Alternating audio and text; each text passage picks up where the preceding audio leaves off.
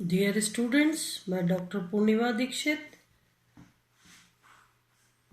BSc third year कार्बधात्विक यौगिकों को पढ़ रहे हैं। विभिन्न यौगिकों के कार्बधात्विक विभिन्न धातुओं के कार्बधात्विक यौगिकों के पश्चात हमने मेटल कार्बोनाइल्स को पढ़ा और विभिन्न मेटल कार्बोनाइल्स के बाद अब हम धातु एथिलीनिक संकुल मेटल इथाइलिनिक कॉम्प्लेक्सेस पढ़ने जा रहे हैं। इथिलीन आप जानते हैं CH2 इस प्रकार के संकुलों में एथिलीन या एथीन अणु कार्बन डबल बॉन्ड कार्बन द्विबंध के 2 पाई इलेक्ट्रॉन धातु को प्रदान कर उसी प्रकार के बंध बनाते हैं जैसे धातु कार्बोनाइलों में। आपने पढ़ा था कि धातु कार्बोनाइल में कार्बन पर जो लोन पेयर ऑफ इलेक्ट्रॉन उपस्थित होता है वो धातु आयन को दे करके सिग्मा बंध बनाते हैं, और धातु पर उपस्थित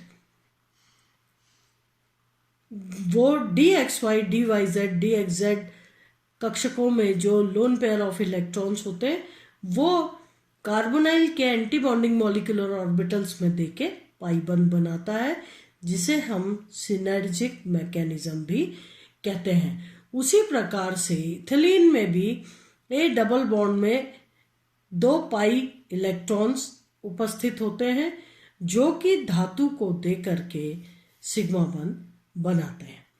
तो एथीन अणु द्विबंध के 2 पाई इलेक्ट्रॉन धातु को प्रदान कर उसी प्रकार के बंध बनाते हैं जैसे धातु कार्बोनिलों में होते हैं।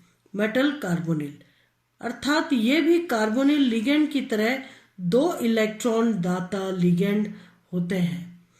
अनेक अभिक्रियाओं में CH2 double bond CH2 ligand carbonyl को प्रतिस्थापित कर देते हैं। जैसे मेटल कार्बोनाइल है और यहाँ पर देख इथिलीन की उपस्थिति में ये पाई इलेक्ट्रॉन धातु आयन को दे रहा है। इसे हम ईटा 2 पाई टाइप के लिगेंड भी कहते हैं। ये ईटा 2 क्या है? इसकी हेप्टिसिटी है। धातु एल्कीन संकुल धातु निम्न ऑक्सीकरण अवस्था में अधिक स्थायी होती है।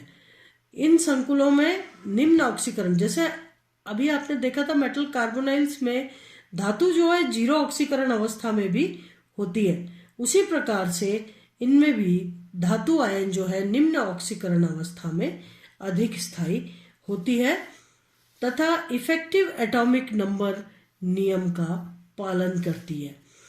बनाने की विधियां धातु यौगिकों की एल्कीन से अभिक्रिया सीधा अभी आपने पढ़ा कि कार्बोनाइल्स को प्रतिस्थापित कर देती है। तो मैग्नीज CO3X ये क्या है? ट्राई कार्बोनिल मैग्नीज, और X जो भी है क्लोराइड, ब्रोमाइड, आयोडाइड जो भी होगा। यहाँ से इसकी अभिक्रिया एथिलीन के साथ और बन रहा है मैग्नीज ट्राई कार्बोनिल और एथिलीन मैग्नीज कॉम्प्लेक्स बन रहा है +X-। ठीक है, धातु जो है +1 ऑक्सीकरण अवस्था में है। निम्न ऑक्सीकरण अवस्थाओं में ये एथिलीन के साथ संकुल बनाती है, आपने पढ़ा। इसी तरीके से अगर देखा जाए तो रोडियम ट्राइक्लोराइड अपचायक एल्कीनीकरण धातु का अपचयन एक ऋणात्मक लिगेंड X- को एक उदासीन लिगेंड C2H4 द्वारा प्रतिस्थापित करने पर रोडियम 3 क्लोराइड समूह लगे, 2 इथिलीन की उपस्थिति में रोडियम बिस इथाइलिन रोडियम क्लोराइड बन रहा है। ठीक है, 2 क्लोराइड प्रतिस्थापित हो गए इथिलीन संकुल से, इथिलीन लिगेंड से। एल्किल संकुलों में से हाइड्राइड आयन के निकालने से। इस तरीके से इन क्रियाओं के द्वारा इथिलीन को बनाया जाता है। गुण में धातु आयनों के लिए एल्कीन अणु अच्छे इलेक्ट्रॉन दाता लिगेंड हैं। ये बहुत अच्छे इलेक्ट्रॉन दाता लिगेंड है। एल्कीन पर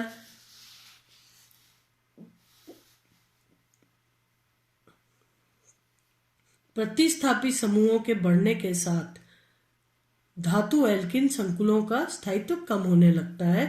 आप जानते हैं जैसे ही इस पर बड़े बड़े ग्रुप लगेंगे, इनकी स्थायित्व कम हो जाएगा, क्योंकि आपस में प्रतिकर्षण होगा इन लिगेंड्स में, और इसीलिए जो इसका स्थायित्व है वो कम हो जाएगा।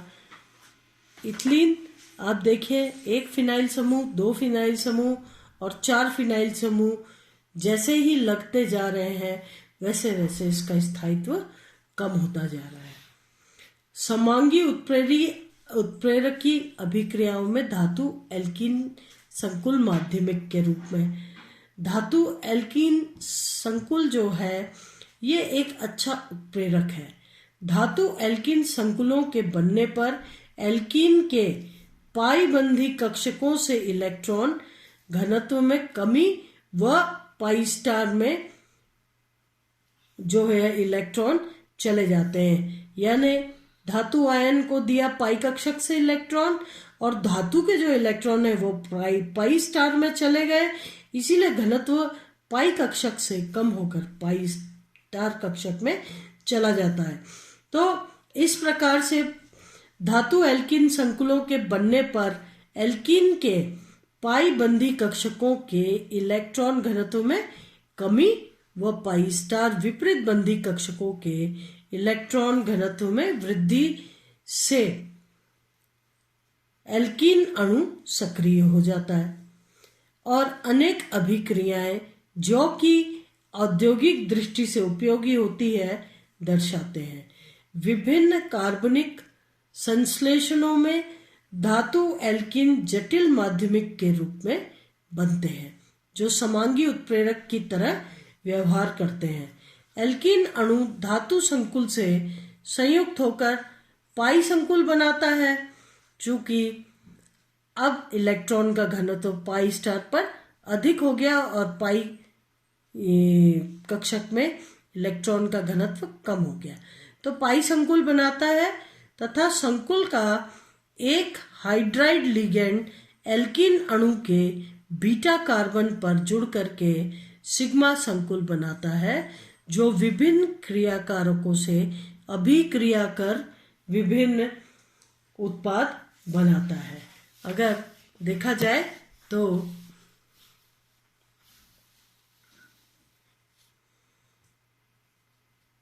हाइड्रोजनीकरण अभिक्रिया, हाइड्रोफॉर्मिलीकरण और कार्बोक्सिलीकरण, इन सभी में एल्कीन उत्प्रेरक के रूप में काम करते हैं। उसके अलावा एल्कीनों का विनिमय, एल्कीनों का हाइड्रोक्सिलीकरण, धातु एल्कीन संकुलों की नाभिक स्नेही प्रतिस्थापन अभिक्रियाएं, ये अभिक्रियाएं प्रदर्शित करते हैं। अगर देखा जाए तो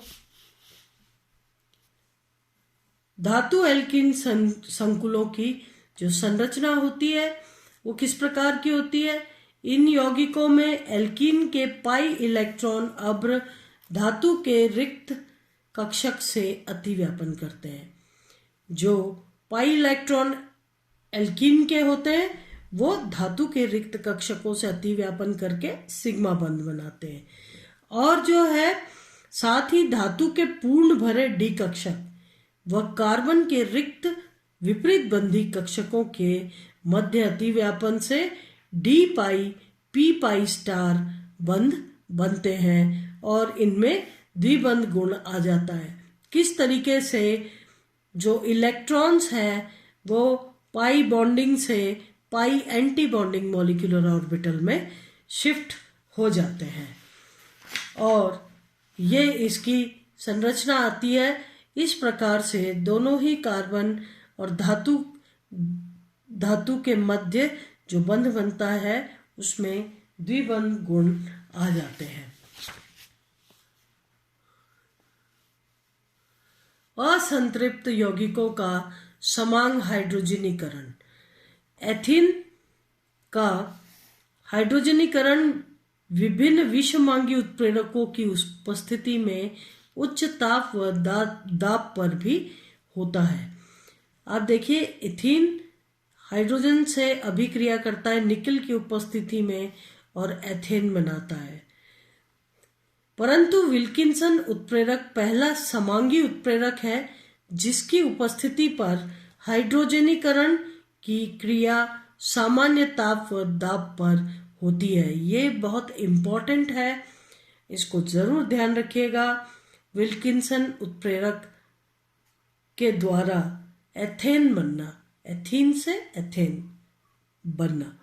इसकी संरचना आप देखिए, रोडियम पे 3 ट्राइफिनाइल फॉस्फीन लगे हुए हैं और एक क्लोरो समूह लगा हुआ है।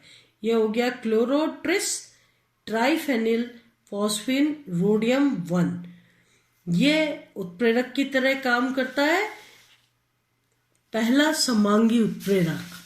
ये समांगी उत्प्रेरक है और ये किस प्रकार से काम करता है आप देखिए, यह निम्न प्रकार कार्य करता है। विलयन में एक फॉस्फीन लिगेंड अलग होकर, फॉस्फीन लिगेंड कौन सा इन्होंने फॉस्फीन यूज किया, ये रोडियम का ये कंपाउंड यूज किया, जहां पर के एक ट्राइफिनाइल फॉस्फीन जो है लिगेंड अलग होकर के PH3P2 रोडियम क्लोराइड बनाता है, जो अत्यधिक सक्रिय व संभवतः विलायक संकरित होता है, यानी जो विलायक होता है उसके अणु से जुड़ जाता है। यह हाइड्रोजन अणु के साथ ऑक्सीकारक योगात्मक यौगिक बनाता है। वह इसके पश्चात एक एल्कीन इससे उपसहसंयोजक बंध में से जुड़कर एक हाइड्रोजन से क्रिया करके एल्किल बनाती है तथा अंत में एल्केन बनते हैं। यहाँ पर देखिए, एक लिगेंड इससे अलग हो गया और 2 लिगेंड और एक क्लोरो समूह लगे हुए हैं। ये सॉल्वेंट के साथ, अणु के साथ मिल करके इस तरीके से ये रोडियम, 2 लिगेंड्स लगे हुए हैं, एक क्लोरो समूह और एक सॉल्वेंट लगा हुआ है। जब हाइड्रोजन अणु के साथ ऑक्सीकारक योगात्मक यौगिक बनाता है तो ये हाइड्रोजन अणु इसमें ऐड हो गए और इसके पश्चात ये इथिलीन के साथ मिल करके और ये 2 पाई इलेक्ट्रॉन्स जो हैं वो रोडियम के साथ जुड़ गए हैं यहाँ पर, और इस तरीके से उपसहसंयोजक बंध बन रहा है। इसके पश्चात एक हाइड्रोजन यहाँ मूवमेंट हो जाता है इसका, और CH2 CH3 single bond alkene से ये एल्केन में बदल जाता है और सॉल्वेंट अणु इससे जुड़ जाता है लिगेंड से, और इस प्रकार से एक इथेन निकल आता है। तो इस विल्किंसन उत्प्रेरक जो है ये एल्कीन से एल्केन बनाने में सहायक होता है। अगर इसको इस लूप के फॉर्मेशन में देखा जाए तो इसको टॉलमैन उत्प्रेरक लूप का नाम दिया है। किसी उत्प्रेरकीय अभिक्रिया को एक लूप के द्वारा प्रदर्शित किया जा सकता है जिसे विभिन्न अभिकारक एक चक्र का निर्माण करते हैं। यही चीज यहाँ पर दी हुई है और इसको इस तरीके से लूप के रूप में प्रदर्शित की गई है जिसे हम टॉलमैन उत्प्रेरक लूप कहते हैं। यहाँ पर हम इस चैप्टर को ख़त्म करते हैं और अगला चैप्टर नेक्स्ट लेक्चर में पढ़ेंगे। आज के लिए इतना ही। बहुत बहुत धन्यवाद।